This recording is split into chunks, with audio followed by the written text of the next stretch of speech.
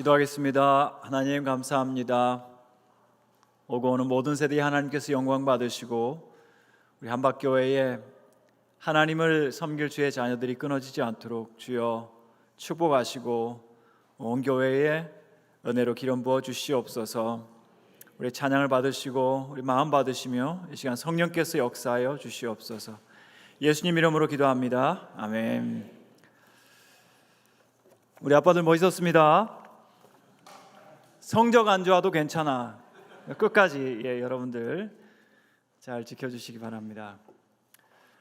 여러분, 동물 세계에서 가장 최악의 아빠들이 누군지 아십니까? 다음 그림에 나옵니다.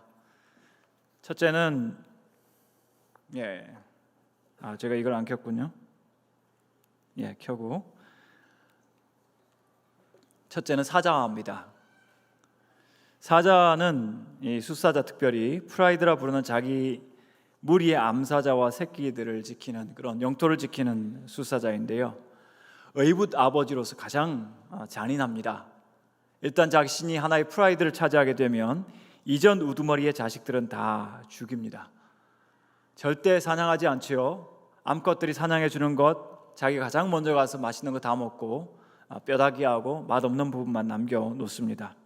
하지만 한 가지 하는 일이 있습니다. 하이에나나 다른 악한 짐승들로부터 또 막아주는 그 역할은 합니다. 불곰 아주 나쁩니다. 배가 안 고파도 자기 새끼를 잡아먹을 수 있는 첫 번째 동물이 불곰입니다. 암컷이 할 일은 자기가 낳은 새끼를 절대로 그 아버지 앞에, 아버지 곁에 가지 않도록 하는 거죠. 상담하면서 이런 여러 가지 동물들의 세계와 그렇게 다르지 않아 보이는 그런 일들이 있습니다. 어떤 자매가 그런 이야기했습니다. 지금까지 아버지가 너무 소란스럽고 온 동네에 창피를 주었고 가족들을 웃음거리로 만들었는데 치매가 걸리시고 아무 말씀하시지 못하니까 돌보기가 너무 편하고 좋아요. 우리가 그런 아빠가 되어서 되겠습니까? 치매가 걸리셔서 아들이나 딸을 알아보지 못하니까 그제서야 마음 안심하고 그냥 요양병원 가서 돌봐드리는 것이 너무 좋다. 두 번째는 어머니가 아프시다는데 아무런 느낌이 없어요 라고 말씀하신 분이 계셨습니다. 장녀로서 많은 기대를 가지고 크셨는데, 근데 어릴 때 아버지로부터 정말 많이 맞았다고 합니다. 그래서 제가 어머니는 어디 계셨습니까? 라고 물어봤더니 어머니는 아침에 일찍 일하러 나가시고 저녁 늦게 오셨기 때문에 어머니에 대한 기억이 없습니다. 이렇게 말하는 것이었습니다. 연로하신 부모님들, 외롭고 그렇지 않아도 서러우신데 과거에 나와 자녀들과의 관계가 어땠느냐에 따라서 부모님에 대한 마음의 태도가 달라지는 거 참 어려운 과제라고 생각합니다. 어떤 청년이 고민하면서 전화를 했습니다. 제가 아버지를 때렸습니다. 왜 때리셨습니까? 아버지가 어릴 때부터 구타를 많이 하셨는데 지금도 오늘도 구타를 제가 당하는 바람에 저도 모르게 때리게 되었습니다. 사실 그 청년이 20대 후반에 헬스하는 굉장히 건장한 청년이었거든요. 근데 아버지가 아마 연세 드셨어도 그 청년을 때렸던 것 같습니다. 그런 것을 대항적 폭력이라고 이야기하죠. 가족이 누군가 때리니까 나도 같이 때리면서 폭력을 줄이는, 그거는 이제 국가와 국가 사이도 마찬가지겠지만은 이런 대항적 폭력이 있는데, 근데 그것이 연세 드신 부모님과 자녀들 사이에서 일어나고 있다면 그것은 참으로 비극이 아닐 수가 없습니다. 오히려 고통을 더 가중하는 그런 어려움을 겪게 되죠. 그래서 제가 그 형제에게 정말 분노하고 화가 나긴 하겠지만 다음에 만약 그런 일이 벌어진다면 아버님을 절대 때리지 마십시오. 죄책감도 더해지고 서로에게 고통이 커지기 때문에 차라리 손목을 잡으십시오. 그래서 아버지께서 이 아이가 나보다 더 힘이 세구나, 안 되겠구나 하고 그냥 마음을 내리는 것이 낫지 않을까 싶었습니다. 한 번은 중년의 두 자매가 찾아와서 자기 어머니가 법정에 가서 증언만 해주시면 정말 좋겠는데 그 어머니가 증언을 거부한다는 거예요. 무슨 일입니까? 라고 물었더니 어릴 때 아버지 어머니가 관계가 너무 좋지 않아서 자기들은 힘이 있는 아버지 편에 있었는데 아버지 편에 있다 보니까 아버지는 밥을 안 해주지 않습니까? 그래서 아버지가 주는 원기소만 먹었더니 그 자매가 두 분 다 키가 굉장히 작으셨어요. 근데 무엇을 증언해야 되냐면 아버지는 돌아가셨고 어머니는 지금 살아계신데 어머니를 모시고 살고 있는 남동생이 사실은 아버지와 어머니 사이에서 태어난 것이 아니라 아버지와 삼촌 사이에 태어났다는 것을 증언을 해주면 자신들한테 재산이 생긴다는 거예요. 그걸 증언해 달라고 부탁을 하는 거죠. 참 안타까웠습니다. 어머니와 평생 좋지 않은 관계 속에 있다가 재산 문제가 생기니까 어머니한테 와서 어머니에게 이것 좀 해주십시오. 설사 그런 일이 있었다 하더라도 그 어머니가 기꺼이 가서 증언하시겠습니까? 국가 앞에서 자신의 과거에 어려웠던 일들을 말할 수 있겠습니까? 차라리 어머니 모시고 가서 찜질방 가셔서 목욕탕 가셔서 등 밀어드리면서 어머니 그동안 참 죄송합니다. 저희들 때문에 마음고생 많으셨지요. 혹시 그렇게 해서 부탁하면 될까 말까 하겠는데 목사라고 해서 그 문제를 해결할 수 있겠습니까? 이렇게 말씀드린 적이 있습니다. 누가복음 15장 보시면 잃어버린 아들의 비유가 나오죠. 그것을 탕자의 비유라고 합니다. 팀 켈러 목사님은 이것을 탕부의 비유라고 이야기를 했습니다. 왜냐하면 아들은 아버지의 재산을 다 낭비를 해버렸으니까 탕자인데 아버지는 그 아들 위해서 사랑을 아끼지 않고 다 낭비해버렸으니까 이것은 탕부의 비유다, 그렇게 이야기를 했습니다. 탕자는 아버지에게 가서 재산 중에서 내게 돌아올 분깃을 주소서, 이렇게 이야기를 했습니다. 이것이 그냥 내 재산 나눠주십시오라는 생떼 같지만 사실은 그 시대로 말하면 이것은 굉장히 불효자 중에 불효자이고 아버지 빨리 죽으세요 하는 이런 말과 같은 말이라고 합니다. 어제 어떤 신문을 보니까 돈 많은 부자들의 치명적 비극이라는 제목으로 기사가 나왔어요. 그리고 부제목이 아버지가 빨리 죽었으면. 돈 없는 사람들의 어려움은 많이 열거를 할 수 있지만 돈이 많은 사람들의 비극 누가 이야기할 수 있을까요? 그런데 그 가운데 가장 치명적인 것이 돈 많은 사람 가장 가까이 있는 사실은 자녀들. 내가 죽었을 때의 금전적인 혜택을 가장 크게 보는 자녀들이 자기도 모르게 아버지 빨리 죽었으면, 몇 천만 원, 몇 억 원 정도면 그냥 상속자 자녀에게도 큰 어려움은 없는데 만약 아버지가 돌아가셨을 때에 몇십억, 몇백억 돈이 걸려 있다면 그 자녀들에게 어려운 시험이 발생하게 되는 거죠. 아버지가 돌아가시면, 어머니가 돌아가시면 그런 일이 빨리 발생한다면 나에게 어떤 일이 있을까? 그런 궁금증이 생기면서, 그래서 아마 이 글을 쓴 사람도 조금은 재산이 있는 분 같은데 결론을 이렇게 내렸습니다. 재산 빨리 정리하는 것이 나을 것 같다. 그래야 가장이 죽기를 바라는 사람이 없기 때문에 라고 이렇게 결론을 내리고 있습니다. 이 탕자가 아예 아버지 돌아가시지도 않았는데 유산을 내놓으라 하는 것은 그냥 아버지 빨리 돌아가셨으면 좋겠다는 것이기 때문에 어떤 목사님들은 해석할 때에 왜 아버지가 그토록 멀리서 기다리다가 아들이 저기 있는데 뛰어가서 아들을 안고 그렇게 집에 들어왔느냐. 왜냐하면 동네 사람들이 보고 그를 죽이기 전에 아버지가 얼른 싸서 집에 들어왔다, 이런 해석을 하는 분들도 있습니다. 탕부 아버지에게 아마도 재산이 많았고 일꾼들도 많았는데 그 아들들의 일들을 보면서 아버지로서는 굉장한 상처와 어려움을 겪었던 것 같습니다. 첫 번째는 아들로부터 무시당하고 버림받았지만은, 그러니까 아버지 빨리 재산 주세요, 그걸 허락해 줍니다. 사랑이죠. 그러면서 또 아들을 보호하려고 하는 본능도 있죠. 그 둘째 아들이 돌아오니까 첫째 아들이 또 시기를 하고 아버지에게 원망을 합니다. 나는 여러 해 아버지 명을 어기지 않고 순종했는데 염소 새끼 주어 친구들과 어울리며 즐거워하게 하신 일이 없더니 아버지 살림을 창녀들과 함께 삼켜버린 이 아들이 돌아오매 이를 위하여 살진 송아지를 잡으셨나이다. 밖에 있으나 안에 있으나 아들들은 아버지의 마음을 잘 모르는 것 같고 아버지는 그 모든 상황을 다 품어야 하니 아들들은 언제까지나 참 탕자의 그 마음을 집에 있으나 바깥에 있으나 가지게 되는 것 같고 아버지들은 그 모든 것을 다 받아들이느라고 또 사랑의 탕부가 되는 것 같습니다. 그 아버지는 끝까지 참으면서 꾸중 대신 분노를 하면 꾸중 대신 또 분노 대신 타이르는 것을 볼 수가 있는데 이렇게 말합니다.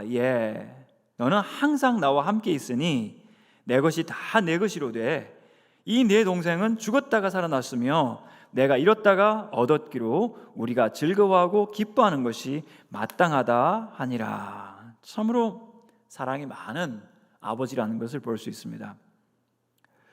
문제가 없는 가족은 이 세상에 없습니다. 아무리 아버지가 완전하고 아버지가 사랑이 넘쳐도 아들들은 각기 자기 생각을 하고 있고, 아버지가 아브라함이든 이삭이든 야곱이든 심지어 다윗과 같은 성군이어도 그 가정에는 자녀들과 더불어서 바람잘 날 없는 것을 우리가 볼 수 있습니다. 선한 아버지에게서 선한 아들만 나오면 얼마나 좋겠습니까?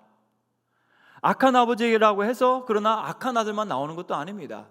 아마도 우리 부모님들과 우리 이런 세대에서는 부모님들과 그 삶에서 너무나 어려움이 많았지만 그럼에도 불구하고 최선을 다해서 이렇게 자라주고 또 성장해 주는 것을 볼 수 있습니다. 참 감사한 일이죠.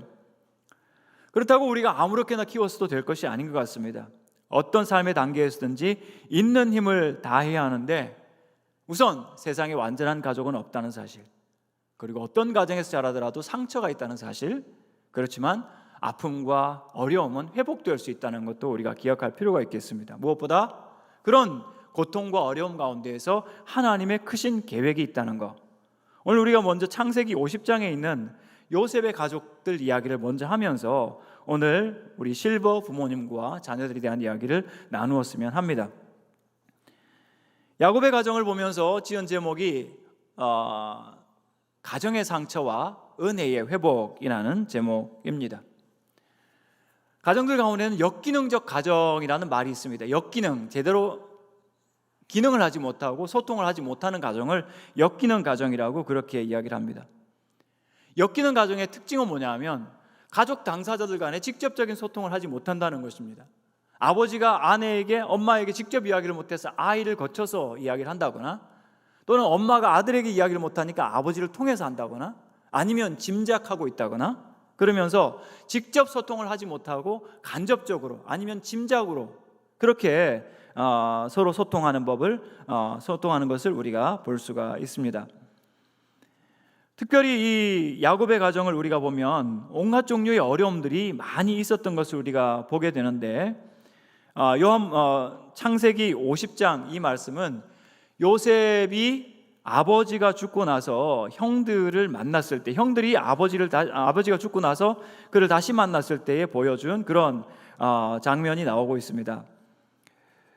여러분 아시는 것처럼 야곱 가정에는 어려움이 참 많았습니다. 우여곡절이 많이 있었던 것을 볼 수가 있는데, 창세기 50장 15절 보시면 요셉의 형제들이 그들의 아버지가 죽었음을 보고 말하되 요셉이 혹시 우리를 미워하여 우리가 그에게 행한 모든 악을 다 갚지나 아니할까 하고 두려움으로 짐작하는 것을 볼 수가 있습니다. 역기능적 가족들은 두려움 가운데 짐작하고 염려합니다.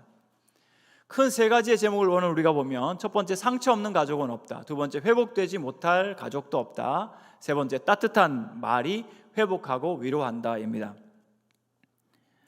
야곱이 죽은 후에 형들은 공포에 빠졌죠. 요셉이 우리를 미워해서 우리에게 복수하지 않을까 하는 거였죠. 어떻게 하다가 이 문제가 생겼습니까? 첫 번째는 형들 자신의 시기심과 늙은 아버지에 대한 반감과 불순종 때문이었습니다. 창세기 37장 보시면 17살에 꿈꾸는 요셉이 왔을 때에 형들이 저 아이를 죽이고 구덩이에 던지고 악한 짐승이 그를 잡아먹었다 하자 그의 꿈이 어떻게 될 것인가를 우리가 볼 것이니라. 지난주에 말씀드렸지만 아이가 꾸는 꿈, 아이가 하는 말이 우연이 아니라 그것은 하나님의 빅픽처 가운데 하나님의 계획이 들어있다는 것을 말씀을 드렸습니다. 요셉의 꿈도 그러한 것이었습니다. 아버지는 기억을 하고 있었습니다. 그러나 형들은 그것을 조롱하면서 저 아이의 꿈이 어떻게 끝이 날지를 한번 확인해보자 하면서 아이를 구덩이에 빠뜨렸습니다. 여러분, 가족 안에는 힘이 있습니다. 힘의 불균형이 나타날 때 거기에 역기능이 나타나게 되는데, 부모님들에게 힘이 있어야 됩니다. 권위가 있어야 되죠. 학생 인권조례가 나쁜 이유가 뭐냐면 아이들로부터 어른을 떼어버리는 것입니다. 아이들은 평생 부모님이 살아 계시는 동안 그 아이들에게 아름다운 그리고 올바른 그런 가이드를 해줘야 되는 거죠. 근데 아버지가 가부장으로서 절대적인 권력을 가지고 있고 그 아버지가 편애를 하면서 요셉만 사랑할 때 다른 10명의 아들들은 그것을 시기하면서 그에 대한 질투심을 가지고 있었고 아버지에 대한 반감을 가지고 있었습니다. 그리고 마침내 자기들의 때가 왔을 때 10명이 똘똘 뭉쳐가지고 아버지를 속이기 시작합니다. 요셉을 구덩이에 꺼내서 팔아버리고 옷을 찢어서 피를 묻혀서 아버지한테 보내주었습니다. 아버지는 통곡을 하였습니다. 그 당시에 장래 습관으로 봤을 때 죽은 아들의 시신이 없는 것이 야곱에게는 가장 슬펐던 그런 충격이었을 것 같습니다. 그러고 나서 요셉이 죽은 것이 아니라 사실은 팔려갔다는 사실을 10명의 아들들이 몇 년 동안 한마디도 아버지에게 이야기하지 않았습니다. 요셉을 다시 만날 때까지. 그때까지 몇 년이었는지 혹시 아십니까? 계산 한번 해보십시오. 요셉이 17살 때 팔렸죠. 30살 때 총리가 되었습니다. 7년 동안 풍년이 있었습니다. 7년 흉년이 올 건데 아직 5년이 남은 시기에 형들을 만났습니다. 자, 그러면 몇 년 지나갔습니까? 22년 지나갔습니다. 22년 지나가는 동안 10명의 아들들이 단 한 명도 아버지에게 아버지 사실은 저희가 요셉을 팔았습니다. 죄송합니다. 그랬던 아들이 한 명도 없었어요. 그것을 가족 비밀, 패밀리 시크릿이라고 이야기합니다. 자, 그렇다면 아버지의 절대 권위가 이제는 10명의 아들들에게 힘이 옮겨가가지고 그 아들들이 비밀이라고 하는 높은 장벽을 세워놓고 아버지와 소통을 막아버리고 있는 거지, 인위적으로. 요셉이 나타날 때까지. 가장의 힘은 항상 그 가장에게 있지 않습니다. 우리가 중요한 것들을 결정하고 또 중요한 선택을 하게 될 때 우리가 기억해야 될 것은 나의 힘과 나의 권위가 언제까지나 영원히 있지 않다는 것을 우리가 기억해야 되겠죠. 야곱의 힘과 권위가 10명의 아들들에게 옮겨갔다가 10명의 아들들의 힘과 권위가 나중에는 애굽에서 총리가 된 요셉에게 옮겨갔습니다. 중요한 것은 이 힘을 가졌을 때에 그 힘을 어떻게 쓰느냐에 따라서 가정이 무너지기도 하고 가정이 세워질 수도 있습니다. 야곱이 정말 믿음의 중요한 가장이었지만 그가 편애하였을 때 아들들에게 중요한 결정권이 가게 되었고 이 아들들에게 있던 결정권이 나중에는 요셉에게 가게 되는 것을 볼 수가 있습니다. 식량을 구하기 위해서 애굽에 갔는데 그 형들이 쩔쩔매는 일이 생기게 되었습니다. 왜 그랬을까요? 왜냐하면 이 총리라는 사람이 자기 집안 사정을 너무 잘 아는 거예요. 그리고 일일이 꼬치꼬치 깨물으면서 자기들이 원하는 것은 주지 않고 너희들 스파이지 의심을 하니까 이들이 견딜 수가 없었던 것입니다. 그럴 때 자기들끼리 이야기를 합니다. 아이고, 우리가 오래전에 그 동생이 액을 할 때 그 마음의 괴로움을 보고도 듣지 아니하였기 때문에 이 괴로움이 우리에게 임하였도다. 하나님께서 주신 가족 단위로 우리가 살아가면서 나중에 가장 후회하게 되는 것이 뭐냐 하면 가장 큰 후회는 그때 우리가 가난했었지, 그때 내가 아팠었지 이런 것이 아니고 그가 나에게 애걸하였을 때의 그 마음의 괴로움을 보고도 듣지 아니하였구나. 내가 차가웠던 것, 냉정했던 것, 못 버텨간 것, 반응하지 않은 것, 나에게 여력이 있고 나에게 자원이 있었음에도 불구하고 베풀지 못한 것에 대해서는 두고두고 후회하게 됩니다. 아이들이 자라는 시간 정말 빠르게 지나갑니다. 젊은 우리 아빠들 꼭 기억하십시오. 잠시 한눈 파는 사이에 아이들은 금방 자라버립니다. 그래서 아이를 기르는 하루는 너무나 길지만 아이를 기르는 횟수는 정말 짧다고 하지 않습니까? 금방 떠나버립니다. 우리에게 힘이 있을 때 그 아이들을 더 사랑하고 아이들을 차별하지 않고 더 우리가 예뻐한다면 우리는 후회할 것 없는 아버지로서의, 어머니로서의 삶을 살아갈 수가 있는데 우리가 힘 있을 때, 선택할 수 있을 때 아이들을 사랑하기로 선택하지 않고 차갑기로 선택을 했다면 틀림없이 후회하게 될 것입니다. 사실 옛날에 이 야곱이라는 아버지가 많은 아들들을 두고 있는데 어떻게 효율적으로 사랑으로 잘 키울지 교육을 받았겠습니까? 그냥 자기가 끌리는 대로, 사랑하는 대로, 감정대로 선택을 해서 좋아하는 아이를 좋아하고 그냥 나머지 아이들은 별로 그렇게 중요하게 여기지 않았을 때 결국 그가 그 모든 대가를 치르게 되었던 것을 볼 수가 있습니다. 요셉을 노년에 그가 얻었기 때문에 너무 사랑하다 보니까 다른 동생들은, 다른 아들들은 요셉에게 감히 말도 하지 못하고 미워하고 시기하고 질투하기만 했던 거죠. 이 아버지의 잘못된 이런 정서적인 편애가 언제 노골적으로 드러났냐 하면 창세기 33장에 보시면 야곱이 인생에서 가장 대면하기 힘들었던 시간이 있는데 그것은 바로 형 에서를 20여 년 만에 다시 만나는 그때였습니다. 너무나 공포스러운 나머지, 왜냐하면 형이 지금 400명의 군대를 거느리고 온다는 그 말 듣고 그의 사지가 아마 녹았던 것 같습니다. 그러면서 밤새도록 씨름하면서 벌벌 떨면서 공포 가운데 그가 기도하고 하나님과 씨름을 했었는데 그 다음날 이 형을 맞이하는 대열을 이렇게 세우는데 어떻게 세웠습니까? 보시는 것처럼 여종들과 그의 자식들은 맨 앞에 두고 레아, 본처죠, 레아와 그의 자식들은 다음에 두고 라헬과 요셉은 그 뒤에 두었다. 여차하면 라헬과 요셉은 살리기 위해서 나머지 이 아들들과 처들을 인간 방패로 이렇게 삼은 것을 볼 수가 있습니다. 힘이 있을 때, 그 힘을 잘못 사용하게 되었을 때 가족 전체가 큰 시험과 어려움을 겪게 되는 것을 볼 수가 있습니다. 많은 경우 우리에게 주어진 힘과 우리의 권한을 남용하거나 악용하게 됨으로써 우리 자녀들에게 상처를 주게 되고 어쩌면 우리 자신들도 그런 잘못된 힘의 행사에 희생자들일 때도 피해자들일 때도 있는 것을 볼 수가 있습니다. 이처럼 야곱의 가족이 그랬던 것처럼 우리 가족들도 우리 모두도 어쩌면 상처가 없는 가정은 없을 만큼 또 상처받은 사람이 상처를 주게 됩니다. 우울한 마음은 참 안타깝고 우리가 공감하는 그런 마음이지만 우리가 우울하고 예민할 때 가족들에게 또한 어려움과 날카로운 상처를 주게 되는 것도 우리가 볼 수가 있습니다. 그래서 피해자가 언젠가는 가해자가 되는 이런 악순환이 계속해서 반복되는 것을 우리가 가정 안에서 살펴볼 수가 있습니다. 하지만 우리가 또한 기억할 것은 회복되지 못할 가족은 없다.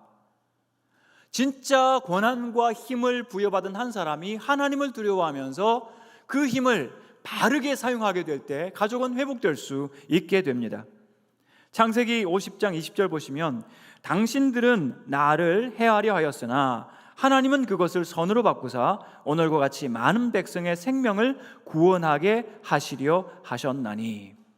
여기서 포인트는 하나님께서 개입하셨다, 하나님께서 선으로 바꾸셨다 하는 신앙의 고백입니다. 우리가 가족 상담을 하게 되면 어떻게 건강한 가정이 될 수 있습니까? 가족이 될 수 있습니까? 분화를 이루어야 합니다. 분화라는 말을 씁니다. 분화라고 하는 것은 어떤 가족들이 서로 얽혀있는 이해관계와 또는 정서적인 이런 혼란 속에서 한 걸음 물러서서 정서를 철수하고 나도 거기 개입되어서 얽혀있는 것이 아니라 한 걸음 뒤로 물러서는 것, 조금 상황을 객관화해서 보는 것을 분화라고 이야기합니다. 그러면서 폭력이라든지 폭언이라든지 이런 역기능적인 행위를 억제함으로써 가족의 많은 문제를 풀어갈 수가 있기 때문이죠. 하지만 대부분 이것들은 표면적인 관계의 정돈이지 근본적인 변화라고 할 수 없습니다.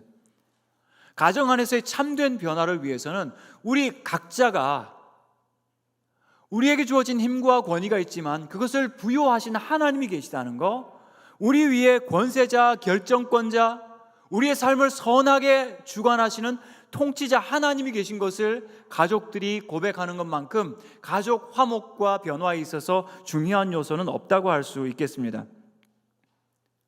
우리가 주어진 직무와 직분, 아빠로서, 엄마로서, 자녀로서 그런 직분들이 있지만 그것을 진심으로 그리고 하나님이 계획하신 대로 온전히 성취해 갈 수 있는 길은 우리가 하나님을 인정하고 하나님을 믿고 그 하나님 앞에서 나의 잘못과 한계를 인정하고 무능함을, 가장으로서의 무능함을, 어머니로서의 무능함을, 아버지로서의 무능함을, 자녀로서의 무기력함을 인정할 때 비로소 하나님께서 역사하시고 주권자 하나님께서 하나님이 원하시는 모습으로 우리 가정을 회복시켜 주실 수 있습니다. 요셉은 이 고백을 통하여 하나님이 자기 삶의, 자기 가정의 모든 관계의 주권자이시고 선하신 하나님이셔서 형들은 이것을 혼란스럽게 만들어 놓았지만 하나님은 그것을 선으로 변형시키시는 분이시라는 것을 그가 고백하고 있습니다. 다만 하나님께서 이 모든 것들을 선으로 만들어 가시기까지 우리가 부모로서 혹은 자녀로서 잘못 만들어 놓은 이 문제들에 대해서는 때로는 우리가 침묵 가운데에서 함께 견뎌가야 할 수도 있습니다. 이 어려움들을 견뎌내야 하는 거죠. 하나님께서는 우리가 때로는 알지 못하고 때로는 고의적으로 이렇게 만들어 놓은 혼란을 선하게 펼쳐가시는 그런 하나님이십니다. 사람들은 가정의 목적을 행복이다, 사랑이다, 거룩이다 여러 가지로 이야기합니다. 그런데 이 창세기의 야곱 가정을 보시면 하나님께서는 이 야곱의 가정 개개인들, 어떤 한 사람도 빠짐없이 개개인들을 하나님이 원하시는 모습으로 바꾸시고 그리고 궁극적으로 그 가족 전체를 통해서 그들의 변화를 통해서 하나님 나라의 큰 구원의 역사를 이루어 가시는 것을 우리가 볼 수 있습니다. 그래서 하나님께서 첫 번째로 야곱을 바꾸어 가시는 것을 볼 수 있습니다. 그 22년 동안 하나님께서는 야곱이 가장 좋아하는 것들을 가져가십니다. 원래 야곱의 본성은 자기가 사랑하고 좋아하는 것을 끝까지 애착해서 차지하는 그런 본성을 가지고 있습니다. 능력도 있고 지적인 힘도 있습니다. 장자권을 얻을 때까지만 해도 하나님은 지켜보셨던 것 같습니다. 근데 가장 사랑했던 아내 라헬을 가장 먼저 데리고 가십니다. 그리고 라헬을 닮아서 너무나 좋은 추억을 가지고 있는 요셉을 17살 된 요셉을 하나님이 죽었다 치고 애굽으로 데려가셨습니다. 떼어놓으셨죠. 험한 세상에서 야곱은 자수성가한 사람과 같았습니다. 자수성가형의 계략과 머리로 성공과 부를 쟁취하였던 사람입니다. 자수성가형의 가장 큰 장점은 생존력이 강하다는 거죠. 가장 큰 단점은 완고한 사람이 되기 쉽습니다. 자기의 정서와 자기의 선택을 절대화하기 쉬운 거죠. 그런 면에서 하나님께서는 야곱을 부러뜨리십니다. 제가 오랜 세월을 살지는 않았지만 제가 경험한 하나님의 특기 한 가지가 있습니다. 하나님의 특기는 꺾기십니다. 꺾어 놓으십니다. 야곱도 꺾으셨습니다. 지금까지는 젊어서 머리도 좋고 빠르고 해서 도망까지 쳤지만 이 형을 만나기 전에 하나님께서는 그의 환도뼈, 고관절을 부러뜨리십니다. 이제는 도망도 치실 수 없습니다. 어디도 피할 수 없죠. 그러면서 하나님께서는 그를 다루어 가시고 그를 바꾸어 가셨는데 이 가족 간의 갈등과 어려움과 미움과 두려움 때문에 그를 바꾸어 가시면서 그로 하여금 하나님을 의지하는 사람, 아니 하나님만을 의지하는 사람으로 야곱을 변형시켜 가는 것을 볼 수 있습니다. 여러분, 우리 그리스도인들의 가정이라고 해서 완벽합니까? 환난이 없습니까? 어려움이 없습니까? 오히려 이런 어려움과 고통을 통해서 때로는 우리가 저질러 놓은 이런 혼란을 통해서 하나님께서 우리를 꺾으시고 우리로 하여금, 우리 각자로 하여금 하나님만을 의지하는 사람으로, 그래서 하나님의 거룩하고 높은 뜻을 이루어가는 사람들로, 가정으로 변형시켜 가시는 것을 볼 수 있습니다. 그런 의미에서 우리가 영적인 중산층 의식을 버려야 합니다. 이 정도 내가 사니까 하나님 앞에 나왔을 때 하나님 아버지 주셔도 좋고 안 주셔도 살만합니다. 우리 자신이나 가정의 문제나 어떤 것에 대해서도 우리가 부유한 자가 되어가지고 라오디가 교회처럼 나는 부유한 자라, 부유해서 풍족해서 모자란 것이 없다 하지만 우리 주님의 눈으로 볼 때는 가난하고 곤고하고 눈멀고 우리의 모든 궁핍이 있는데 나 자신의 문제, 가정의 문제, 여러분 적당히 하면 문제가 풀릴 것 같습니까? 아닙니다. 하나님께서는 가정을 통해서 여러분이 변화되기를 원하시고 여러분을 꺾으셔서 더 순수하게 하나님께 의지하면서 이 땅에 살아가는 가정은 천국의 잠깐의 맛보기이고 이 땅은 우리가 지나가야 될 나그네의 처소이며 영원한 본향이 있고 우리가 사랑하는 그 하나님 의지하여 영원을 살아갈 하나님의 가족이라는 것을 우리에게 상기시켜 주실 때 우리는 뼈가 부러질 정도로 주님 앞에 간절히 매달리는 그러한 우리의 영적인 신앙생활, 가정생활 할 수 있어야 합니다. 사랑하는 가장 여러분, 참 고생 많으셨지요. 야곱의 말처럼 험악한 세월을 아마 여러분 살아오셨고, 또 어떤 일들이 우리 앞에 기다리고 있는지 우리는 알 수 없습니다. 하지만 이 하나님께서 주신 아름다운 가정을 통해서, 때로 시련과 어려움이 있지만 이 모든 어려움을 통해서 하나님께서 원하시는 것은 우리 재산의 변화가 아니라 우리 자신의 변화입니다.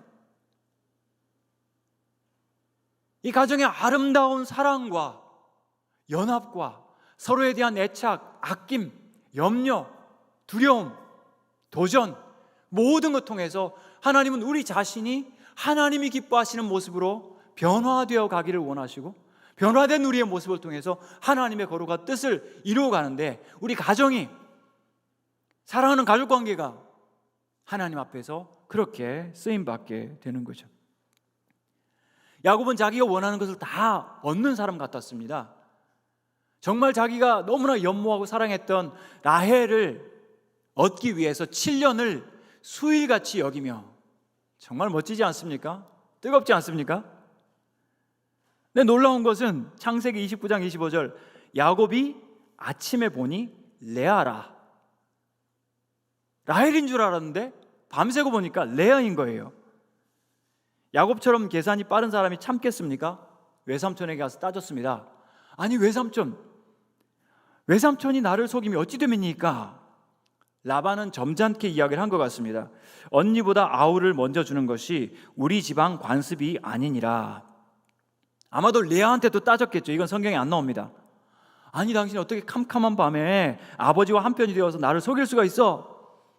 레아가 차분하게 이렇게 대답했을 것 같습니다. 아버지와 저는 캄캄한 밤에 당신을 속였지만 당신은 대낮에 눈만 아버지 속이고 축복을 가로채지 않았나요? 저는 이게 부부의 길이라고 생각합니다. 부부의 자기 발견의 길, 자기 성장의 길. 그래서 결혼에 대해서 제가 이야기할 때 자신의 가장 처절한 모습을 대면할 용기를 가진 사람들이야말로 결혼할 자격이 있는 사람이고, 결혼한 사람들의 훌륭한 점이다. 그리고 결혼한 후에 발견한 배우자의 단점은 발견하는 사람 책임이다. 꼭 기억하시기 바랍니다.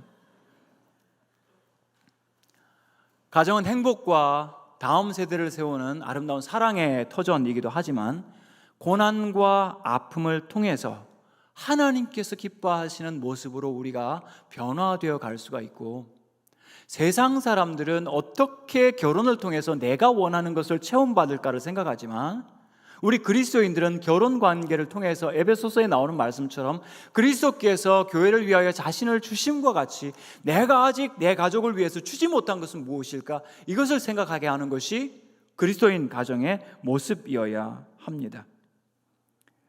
야곱에게는 참 많은 시련이 있었습니다. 하지만 하나님 앞에 버림받은 에서는 막히는 일이 없었어요. 일취월장하지 않았습니까? 그러나 그는 버림받았다고 히브리서에서 말씀하고 있습니다. 때로 우리 삶 자체가 가족들 때문에 무겁기도 하고 힘들기도 합니다. 특별히 이런 관계의 무거움에 대해서 가장들은 굉장한 무게감을 느낄 수가 있습니다. 하지만 우리 배우자를 통하여, 자녀들 통하여 마치 거울과 같이 나 자신의 얼굴을 볼 수가 있고, 나 자신이 성장해 갈 수 있다면, 가족과의 이 사랑이 그 자체가 목적이 아니라 하나님을 더 사랑하게 되고 하늘 아버지를 더 의지하게 되고 그분을 닮아가는 그러한 중요한 도구가 될 수 있지 않을까 생각합니다. 하나님께서 아버지 야곱을 이렇게 바꾸신 것처럼 이제는 요셉의 형들을 바꾸는 것을 볼 수 있습니다. 오랜만에 형들과 요셉이 재회를 하고, 그 자리에서 이제 요셉은 아직 형들이 자기를 알아보지 못할 때 정말 형들이 변화되었는가를 테스트를 했습니다. 그러면서 기어코 가서 막내 동생 베냐민을 데려오게 하고, 그 베냐민을 볼모로 잡으려고 할 때 유다 형이 나서가지고 유다가 이렇게 이야기를 합니다. 아버지가 아이의 없음을 보고 죽으리니 이같이 되면 종들이 주의 종 우리 아버지가 흰 머리로 슬퍼하며 스올로 내려가게 함이니이다. 이제 주의 종으로 그 아이를 대신하여 머물러 있어 내 주의 종이 되게 하시고 그 아이는 그의 형제들과 함께 올려 보내소서. 이 말 듣고 요셉이 무너집니다. 아, 형들이 옛날 형이 아니구나. 이 아버지를 생각하고 동생을 생각하는 것이 남달라졌구나.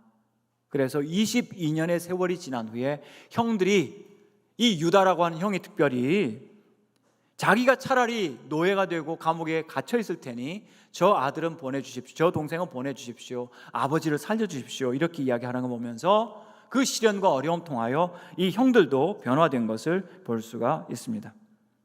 그 다음에 하나님께서는 요셉을 바꾸셨습니다. 하나님께서는 요셉을 바꾸셨죠. 요셉은 10대에 어머니를 잃었고 20대에 죄수 생활을 하였습니다. 30살 될 때까지 그는 감옥에 있었습니다. 오늘날 우리 청년들이 정말 하나님께서 열어주시는 기회 가운데에서 일취월장하는 미래를 살아가기를 원하지만, 요셉은 20대에 감옥에 있었고 다윗은 20대에 광야를 헤매고 있었습니다.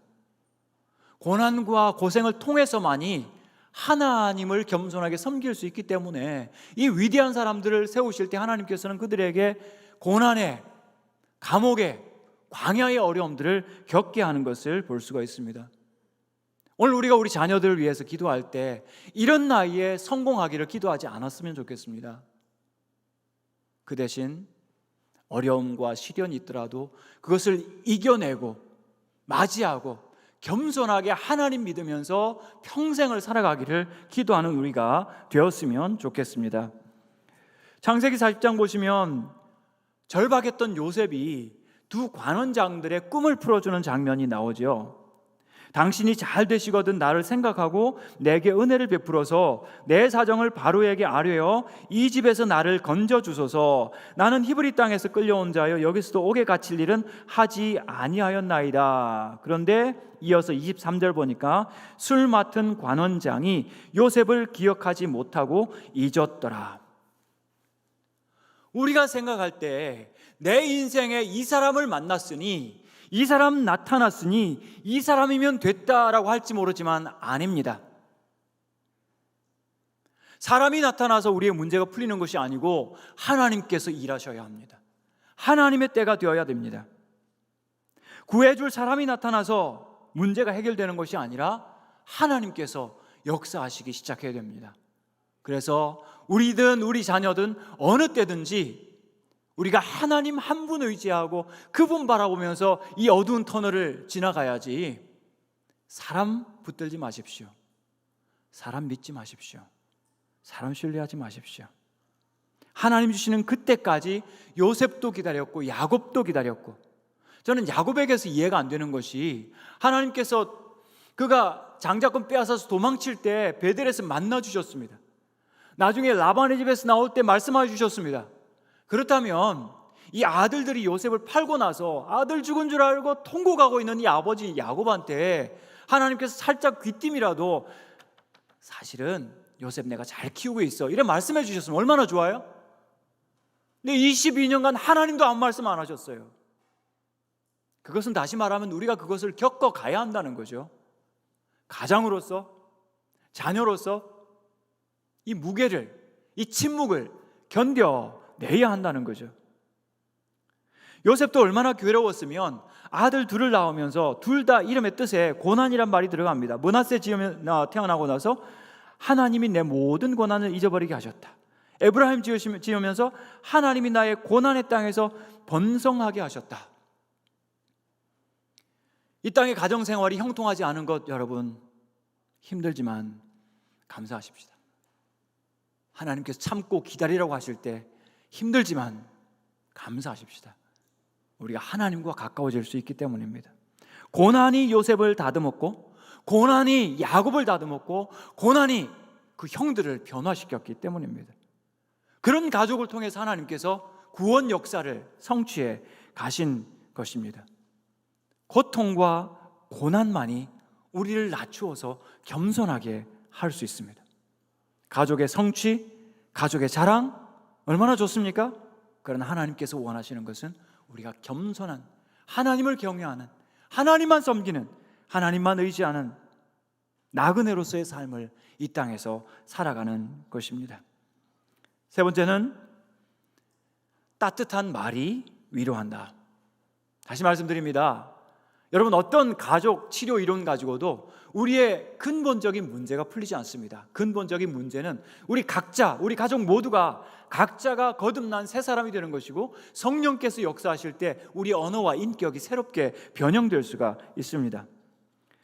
19절 보시면 요셉이 그들에게 이르되, 창세기 50장 19절입니다. 요셉이 그들에게 이르되 두려워하지 마소서, 내가 하나님을 대신하리까. 하나님의 심판자의 자리에 내가 올라가지 않겠습니다. 21절 당신들은 두려워하지 마소서, 내가 당신들과 당신들의 자녀를 기르리이다 하고 그들을 간곡한 말로 위로하였더라. 아버지 돌아가셨지만 내가 책임지고 나에 있는 모든 힘과 권세를 다해서 당신들을 보호할 것이고 당신들의 필요한 것을 내가 공급하겠습니다. 당신들이 나에게 악을 행하였으나 나는 선으로 갚겠습니다. 왜냐하면 나의 주권자 통치자 하나님께서 나에게 선을 행하셨기 때문에. 하나님의 통치를 인정하는 힘 있는 한 사람의 변화가 가족 전체를, 민족 전체를 변화시키는 것을 볼 수가 있습니다. 창세기 45장 5절 이 말씀을 보면 애초에 요셉이 형들을 처음 만났을 때 처음부터 이 이야기를 하는 것을 볼 수 있는데, 45장 5절 같이 한번 읽어보겠습니다. 당신들이 나를 이곳에 팔았다고 해서 근심하지 마소서, 한탄하지 마소서. 하나님이 생명을 구원하시려고 나를 당신들보다 먼저 보내셨나이다. 아멘. 모든 것이 하나님 주어로 이루어지는 것을 볼 수 있습니다. 하나님께서 이렇게 하셨습니다. 하나님께서 생명을 구원하시려고, 하나님께서 존경하는 가장 여러분, 우리에게는 가장이라는 무게와 함께 중요한 권한이 주어졌습니다. 이 권한 가지고 우리가 하나님을 주어로 말하는 새 사람의 새 언어의 습관을 가졌으면 좋겠습니다. 하나님을 주어로, 내가 주어가 되면 혼란에 빠집니다. 내가 얼마나 힘들었는지 알아? 내가 얼마나 고생했는지 알아? 내가 누구 때문에 이 고생을 했어? 내가 주인공이 되면 가정은 흔들리게 되고 불화하게 되고 나누어지게 되는 거죠. 그러나 하나님께서 주어가 되시고 나의 고난이 객체가 되면 요셉처럼 될 수가 있습니다. 요셉의 고백처럼 우리가 고백할 수가 있습니다. 하나님께서 우리를 구원하시려고 이와 같이 모든 일을 선으로 바꾸셨습니다. 요셉은 심판자의 자리를 취하는 대신 그 권세와 힘을 가지고 하나님의 관점을 취하고 하나님의 사랑을 실행하는 것을 볼 수가 있습니다. 우리 가족의 어려운 문제를, 얽힌 이 감정의 문제를 푸는 중요한 열쇠는 우리 힘 있는 분들이 하나님을 공경하고 그 하나님을 최고의 통치자의 자리, 가장의 자리에 올려드리는 것입니다. 당신들은 나를 헤아려 하였으나 하나님은 그것을 선으로 바꾸사 오늘과 같이 많은 백성의 생명을 구원하게 하시려 하셨나니 나도 그 하나님의 관점을 취하고 그 하나님의 태도를 취해서 당신들에게 선을 베풀겠습니다. 유다서 1장에 보시면 이 사람들은 육에 속한 자며 성령이 없는 자니라 라는 말씀이 나옵니다. 성령이 없는 사람들, 어떤 증상과 현상을 보일까요? 16거기 보시면 이 사람들은 원망하는 자며 불만을 토하는 자며 그 정욕대로 행하는 자라. 그 입으로는 자랑하는 말을 하며 이익을 위하여 아첨하느니라. 전부 나 그렇습니다. 내 마음에 안 들면 원망하고 내 마음에 안 들면 불만을 토하고 내 정욕대로 행하고 그리고 내 입으로 나를 높이는 자랑하는 말을 하고 나의 이익을 위하여 기회 있는 대로 아첨을 하게 되는데, 성령 없는 사람들. 그러나 요셉과 한박교회 사랑하는 성도 여러분, 성령께서 우리 가운데 역사하실 때 우리는 요셉과 같이 하나님의 주권을 가정 안에서 인정하면서 가족들을 사랑하고 보호하고 공급하는 그런 우리의 모습을 가질 수 있으리라 믿습니다. 노년기 우리 부모님들의 어려움들을 우리가 함께 정리를 하면서 오늘 말씀을 이어갔으면 하는데, 셜리 쇼월터라고 하는 교수가 이야기하기를 세계 인류가 오늘날처럼 고령화된 적이 없었다 이렇게 이야기합니다. 지금은 일본만 그러하지만 60세 넘는 고령자가 30%를 넘는 나라가 2050년이 되면 64개국이 될 것이다. 그만큼 이제 어르신들이 많아지는 전 세계적인 현상이 나타나게 될 것이다 라고 이야기합니다. 노년기가 되면 상실과 고독이 찾아오게 되죠. 제가 병원에서 환자들 이렇게 만나는 가운데서 그때 99세 할머니를 제가 병동에서 만나게 되었는데 참 너무 신기하고 놀랍기도 해서 그 할머니에게 어떻게 이렇게 99세가 되실 수 있도록 될 때까지 건강하게 사셨냐 이렇게 제가 여쭈었더니 굉장히 슬픈 이야기를 하시는 거예요. 얼마 전에 자기 사위가 먼저 세상을 떠났다고. 그러니까 오래 사는 것은 참 우리 모두의 로망이지만 동시에 그 세월을 살아가는 동안 많은 상실을 내가 감당하면서 겪어야 된다는 그런 각오도 함께 있어야 될 것 같습니다. 그 가운데서도 자신의 죽음을 대면하게 되죠. 언제 내가 하나님의 분을 받을지 알 수 없으니까. 배우자가, 친구가, 심지어 나이 든 자녀들이 먼저 세상을 떠나게 될 때 참 장수하는 것이 큰 고통일 수도 있겠다는 그런 생각이 듭니다. 그리고 건강을 조금씩 상실해 가면서 신체가 변형되고 또 신체 일부를 상실하게 되면서 기능을 잃게 되면서 우리의 상실감도 커지게 될 것이고 암이라든지 당뇨라든지 알츠하이머, 파킨슨, 영양실조 이런 만성적인 질병들이 생기게 되고 치매가 오게 되면은 모든 가족관계와 기억들을 상실하게 되죠. 정말 큰 고통이 아닐 수가 없고 우리 가운데 그런 분이 안 계시기를 바라지만 또 우울증 같은 증상들이 오게 되면은 그것을 우울증이라고 잘 이해는 못합니다. 그렇지만 우리의 몸 동작 혹은 신체적인 증상이 같이 나타나기 때문에 또 정신적인 여러 가지 기능들이 급격하게 떨어지기 때문에 마음이 심각하게 상처를 받는 경우도 우리가 보게 됩니다. 이렇게 연세가 드시면서 일의 역할과 분리되어 있는 자기 자신을 발견하게 되는데 이 시기는 인류 사회를 위한 봉사의 쉼의 시간이고 그리고 봉사를 받아들여야 될 시간이기도 합니다. 아미시라는 기독교 공동체 아시죠? 16세기, 17세기 생활 방식을 아직도 가지고 있으면서 미국의 펜실베니아를 비롯한 여러 지역에서 옛날 생활 문화를 그대로 가지고 주님을 섬기는 사람들인데 거기서 이제 어르신들이 연세 드셔서 이제 아프시게 되면은 젊은 분들이 지금까지 그동안의 모든 수고에 진심으로 감사드립니다. 이제는 저희가 섬기도록 하겠습니다 하면서 그분들을 섬기게 된다고 합니다. 이 노년기는 또한 새로운 소명의 시기입니다. 다음 세대를 위한 관심과 또 지혜와 기도를 하는 그런 시기이기 때문이죠. 연세가 드시면서 삶의 회상성이 증가합니다. 앞을 또는 미래를 바라보기보다는 과거를 되돌이켜 보면서 생각하는 경우가 많아지고 그리고 말씀이 많아지시는 것이 정상입니다. 왜 우리 어머니 아버지는 연세 드실수록 말씀을 많이 하실까? 건강하신 겁니다. 잘 경청하시는 것이 중요합니다. 말씀을 하시면서 얻고자 하는 것은 내가 내 인생 헛살지 않았지 이렇게 생각하시면서 정리도 되고 위로도 받게 되는 것인데 그것을 이해하지 못하면 아이고 항상 잔소리하셔 이렇게 생각하기가 쉽습니다. 에릭 에릭슨이라는 사람은 이야기하기를 연세 드신 노인의 시기는 자아 통합의 시기로서 자기 인생을 통합하는 그런 지혜가 가득한 시기라고 그렇게 얘기합니다. 지나온 삶을 평가하면서 때로는 긍정적으로 때는 후회를 하면서 자기 삶을 되돌아보게 되는데 자신에 대한 타인의 평가에도 관심을 많이 갖게 됩니다. 그리고 만약 그런 긍정적인 자기 평가가 없다면 자기 자신에 대한 쓰라린 경험들을 또 되뇌이게 되겠죠. 그런 의미에서 노년기는 그 자체가 축하와 감사의 시기라고 이야기할 수 있겠습니다. 그 많은 상실과 고통을 이겨내고 지금 땅 위에 서 있는 것 그 자체가 얼마나 큰 축복인지 모릅니다. 청년들을 보면 특별히 청년기에 발생하기 쉬운 100명에 1명 발생하는 것이 조현병이거든요. 조현병은 환청이나 또는 환시나 환각을 경험하게 되는 그런 병이면서 점점 현실과 동떨어진 그런 자기만의 세계에 고립되는 무서운 병입니다. 그런 환자들을 상담하다 보면 이 20대를 건강하게 지나가는 것이 얼마나 중요한 큰 축복인가 하는 그런 생각을 하게 되는데, 하물며 인생의 황혼기를 맞이하는 그 시기를 맞이하는 것 자체가 모두에게 주어진 특권이 아니라는 것을 우리가 생각하면, 연세 드신 부모님이 연세 드시는 것은 그 자체가 참 감사한 일이고, 우리 부모님들께서도 그것을 정말 하나님께 감사해야 될 그런 일이 아닐까 생각을 합니다. 오늘까지 생명을 지켜주신 하나님, 영생의 소망을 주신 그 하나님.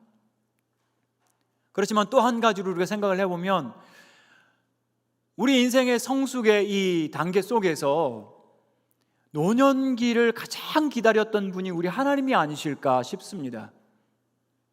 열정과 또는 계획과 또는 분주함으로 우리의 젊은 시기가 후다닥 지나간다면, 하나님께서는 노년기를 맞이하는 우리 성도 한 분 한 분을 생각하시면서 내가 지금까지 너를 기다리고 있었다, 지금처럼 너의 성숙함과 정말 지혜로움과 현명함을, 그리고 영적으로 맑음을 내가 기다리고 있었다고 생각하는 그런 하나님의 기다림의 시기, 여러분을 반기는 시기가 아닐까 생각됩니다. 에베소서를 썼던 사도 바울이 쓰던 2000년 전의 시기를 보면은 로마 평민 남성들이 가장 두려워했던 것이 죽음의 사자였고요, 언제 죽음이 찾아올지 알지 못해서 일상에서도 두려움과 또는 울적함의 정서에 지배당하는 것이 일쑤였다고 합니다. 그 당시에는 기껏해야 50세가 자기들의 노년기였다고 하는데요, 여러 가지 통계들과 기록들을 보면은 많은 아이들이 10살이 되기 전에 죽었고, 인구의 절반은 20세 무렵에 죽었습니다. 죽음이란 그들에게 정상적인 것, 또 일상적인 것이었기 때문에 죽음과 질병은 늘 회자되는 것이었고 가장 큰 걱정거리였고, 단순한 질병을 방치함으로써도 많은 사람이 죽었던 것을 볼 수가 있습니다. 하지만 예수 그리스도의 부활로 말미암아 초대교회 성도들과 또 우리 그리스도인들은 부활의 전망을 갖게 되었습니다. 아무리 어떤 인생을 산다 하더라도 이 세상이 끝이 아니라 우리의 죽음 다음에 영생의 세계가 온다는 것을, 주님께서 부활하심으로 말미암아 어떤 권세, 어떤 죽음의 권세, 무덤의 권세도 우리를 붙들어 놓을 수 없다는 것을 우리가 알게 되는 것을 볼 수 있습니다. 연세 드신 우리 부모님들에게 가장 중요한 선물, 그리고 확인해야 될 중요한 사실은, 예수 그리스도 안에 있는 저나 여러분들은, 또 우리 부모님들은 하나님의 자녀로서 이 세상에서 마지막 눈을 감는 것이 천국에서 처음으로 뜨는 첫 눈이 될 것이고, 첫 시선이 될 것이고, 이 세상의 마지막 호흡이 천국에서 이어지는 첫 호흡이 될 것이라는 사실입니다. 예수님이 사흘 후에 그 죽었던 시신이 다시 심장이 뛰고 호흡하기 시작했던 것처럼, 죽은 우리의 육신이 반드시 부활하게 될 것이고, 만약 살아서 우리가 주님을 만난다면 주님께서 변화산에서 영광스럽게 변화되었던 것처럼 우리도 변화될 것을 우리가 전망하는 것입니다. 이것만큼 확실한 위로가 없습니다. 그래서 연세 드신 부모님들 만나셨을 때 우리 자녀분들께서는 반드시 다시 복음을 전하시고, 다시 복음을 확인하시고, 구원을 확인하셔서 그분들이 어느 순간 어느 때에 주님의 부름을 받는다 하더라도 두려움 없이 담대하게, 그리고 장차 우리가 천국에서 다시 만날 소망 가지고 우리가 눈 감을 수 있도록, 부모님들께서 떠나실 수 있도록 우리가 함께 기도해야 되겠고 늘 확인할 필요가 있습니다. 천국은 어떤 곳입니까? 모든 눈물을 그 눈에서 씻겨 주시는 것입니다. 지금까지 살아오시면서 고생 많으셨죠? 눈물도 흘리지 않으셨습니까? 주님께서 닦아주실 겁니다. 그날을 소망하면 우리는 하루라도 빨리 천국 가고 싶습니다. 하지만 또한 이 땅에서 맡겨주신 하나님의 사명이 있고, 이 땅에서 숨쉬는 것조차 하나님께 영광이 된다는 종교개혁자들의, 루터의 말이 있기 때문에 우리는 지금 숨쉬면서 하나님께 영광을 돌리고 있는 겁니다. 단 한 사람도, 어떤 부모님도 지옥 가지 않도록 우리는 기도하고 간절히 구해야 하겠습니다.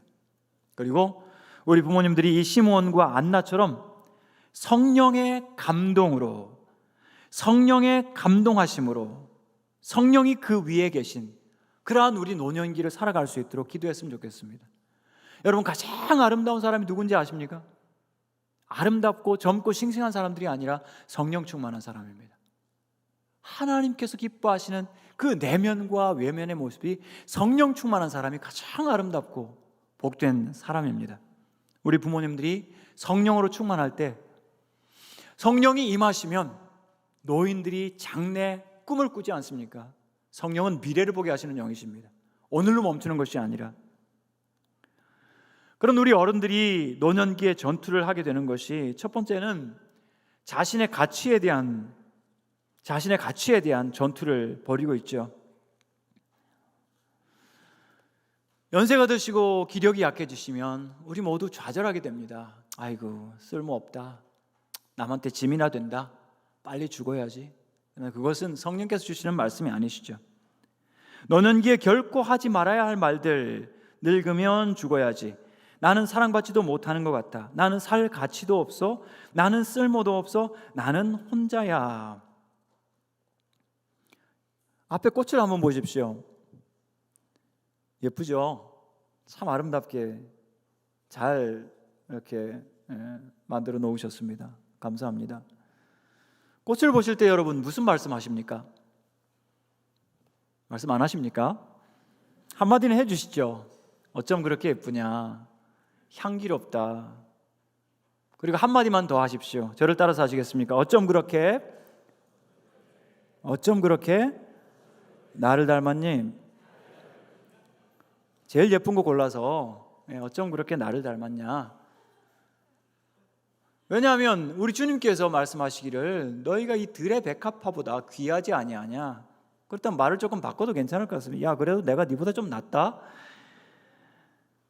여러분의 가치는 여러분의 성취에 있는 것이 아니라 여러분에게 얼마만큼의 값이 지불되었느냐 하는 겁니다. 여러분을 위해서 죄 없으신 하나님의 아들의 값이 지불되었습니다. 생명의 값이 지불되었어요. 어마어마한 값이 지불되었습니다. 그래서 아까 찬송하셨죠? 성적 안 좋아도 괜찮아. 진짜죠, 그죠? 진심이시죠? 그 진심 꼭 여러분 간직하시기 바랍니다. 우리가 젊었을 때든지 또는 성숙했을 때든지 상관없이 하나님은 우리를 위하여 모든 사랑을 아끼지 않고 베풀어 주시는 분이십니다.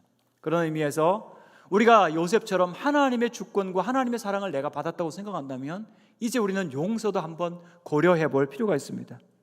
용서에 대하여 진지하게 한번 생각할 필요가 있는 거죠. 아, 내가 아직 용서하지 못한 사람. 그 다음에 사과를 위한 용기. 사과하는 건 용기입니다. 자녀들에게 사과할 수 있는 것 여러분이 건강하시다는 증거입니다. 그 다음에 미안하다, 사랑한다, 용서한다.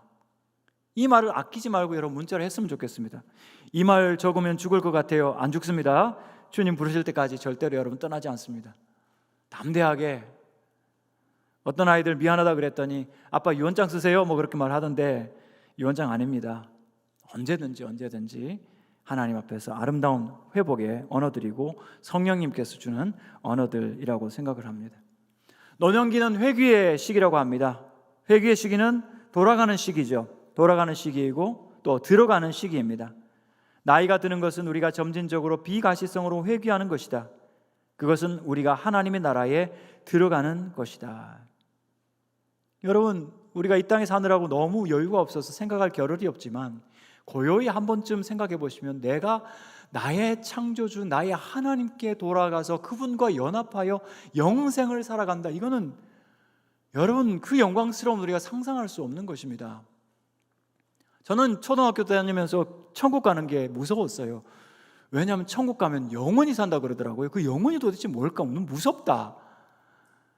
근데 여러분 여기서 부산을 가든 미국을 가든 사랑하는 사람과 같이 가게 되면 어떤 시간도 길지 않습니다. 영원의 시간도 짧을지 모르겠습니다. 그만큼 하나님께서 우리를 사랑하시고 여러분을 사랑하시는데 그 사랑하는 주님께로 돌아가는 거 우리가 평생 사모해야 될 일이라고 생각합니다.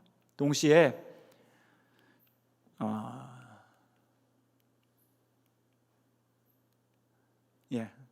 새로운 소명의 시기, 동시에 노년기는 새로운 소명의 시기이다. 아브라함은 75세에 부르셨고 모세는 80세에 부르셨고 갈렙도 80세에 그 땅을 차지했는데 오늘 우리 80 안 되었다면 더 용기를 내셨으면 좋겠습니다. 우울감과 싸우셔야 되고요. 자, 우울감과 싸우실 때 중요한 것은 여러분 혼자 있으시면 안 되고요. 특별히 규칙적으로 정기적으로 교회에 나오시는 분들은 이런 우울감에서 상당히 건강하신 분들이십니다. 아는 사람, 아는 곳, 꾸준히 나갈 때, 진짜 아플 때 말로는 여러분들께서 우울감과 잘 싸울 수 있기 때문에 여러분 연세 드실수록 교회 정말 평생 나오실 수 있도록 기도하시고 감당하실 수 있었으면 좋겠습니다. 그리고 믿음으로 어떤 질병과 어떤 도전과 어려움이 있든지 주저앉지 마시고 다시 일어나셔서 끝까지 건강하게 주님 앞에 살아갔으면 좋겠습니다. 우리 실버 부모님들이 실천하실 사항들, 자 다시 말씀드립니다. 교회에 빠지지 않고 나오시기, 그리고 무리하게 일하지 마실 것, 잘 드셔야 됩니다. 약, 잡곡밥, 그 다음에 야채, 과일, 섬유질, 고기 균형 섭취하시고 잘 주무시고, 그 다음에 더 드셔야 되는 거 칼슘, 비타민 D 이런 거 반드시 드셔야 한답니다. 피할 것 뭡니까? 모르는 사람 피하시고요. 아는 사람도 돈거래 하자면 피하시고요. 담배와 술 끊으시고 줄이시고, 스트레스 이거 굉장히 건강을 잠식하는 겁니다. 그 대신 기도와 찬송과 말씀 묵상, 뭐 그렇게 지겹고 재미없는 겁니까? 여러분 한번 빠져보십시오. 그 재미에서 벗어날 수 없을 만큼 깊은 중독성도 있습니다. 기쁨을 줍니다. 꾸준히 하셔야 될 거 뭘까요? 걷기, 물 마시기, 스트레칭, 찬송과 설교 듣기 꾸준히 하십시오. 그리고 여러분 불필요한 유튜브는 좀 끊으십시오. 너무 많이 하면 이상한 사람 될 수도 있어요. 이상한 말 하게도 돼요. 피부를 위해서는 따뜻한 물로 씻으시고, 야외 노출 삼가시고, 규칙적으로 운동하시고, 의사 선생님 잘 만나시고요. 영혼을 위한 운동은 뭘 할까요? 여러분의 영성이 높아질수록 여러분의 삶의 만족과 기쁨은 커지는데요, 그 가운데 하나는 나눔입니다. 이제는 더는 모으려고 하지 마시고 주머니를 나누려고 하십시오. 그리고 품위 있는 노년의 특징은 경청하시는 겁니다. 다른 사람의 이야기를 잘 들어주시고 공감해 주시는 거예요. 고개를 끄덕끄덕 하시면서 마음이 어땠어? 어휴 얼마나 힘들까? 정말 고생이 많았네. 아이고 고마워 정말. 이렇게 말씀을 해주셔야지. 여러분 날카로워지고 까다로워지시면요 손자 소녀도 멀어져요. 그래서 여러분 남의 이야기를 끝까지 들으시면서 잘 물어보시고, 축하할 일 있으시면 너무 좋았겠다 축하해 주시고, 서로 칭찬해 주시고, 감사의 말을 많이 하시는 것은 성령께서 나의 노년기에 나와 함께 가신다는 증거입니다. 그리고 전도하기, 복음을 전하는 거죠. 하나님 복음을 전하는 거죠.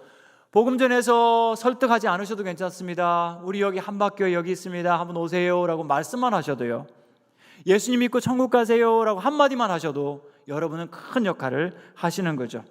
그리고 말씀드리는 것처럼 여러분 계속 꿈을 꾸십시오. 너희 늙은이는 꿈을 꾸며, 언제 가능합니까? 성령 충만할 때요. 성령님 사모하십시오. 성령 충만할 때 우리가 꿈을 꿀 수 있습니다. 과거에 사는 사람이 아니라 미래를 살아가는 사람이 될 수가 있습니다. 성경의 노년기를 보시면 성경은 노년기를 단순히 수동적이고 운명론적인 체념의 시기로 규정하지 않고 성령으로 말미암아 미래 하나님 나라의 중요한 역할의 참여자로 그렇게 노년기를 이야기하고 있습니다.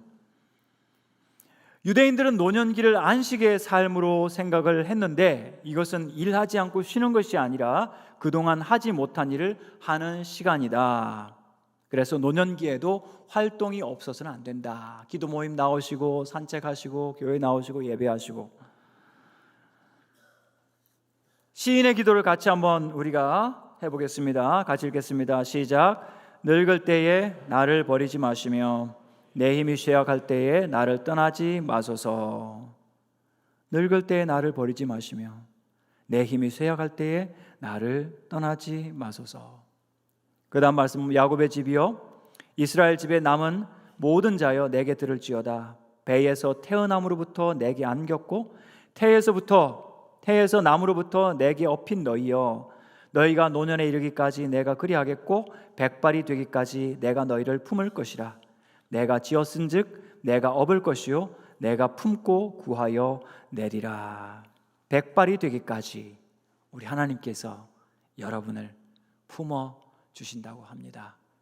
그래서 노년기는 세상 사람들처럼 생명의 단절 시기가 아니라 영생으로 가는 브릿지, 연결 시기라는 것을 꼭 기억하십시오. 그리고 자녀 여러분들, 우리 부모님을 공경하라고 아까 에베소서에서 말씀을 했는데요. 어떻게 해야 될까요? 몇 가지 실천사항 말씀드리겠습니다. 첫째, 사려 깊고 열린 마음으로 소통하십시오. 부모님과 대화할 때 공감하시고 인내하시고 긍휼의 마음을 가지십시오.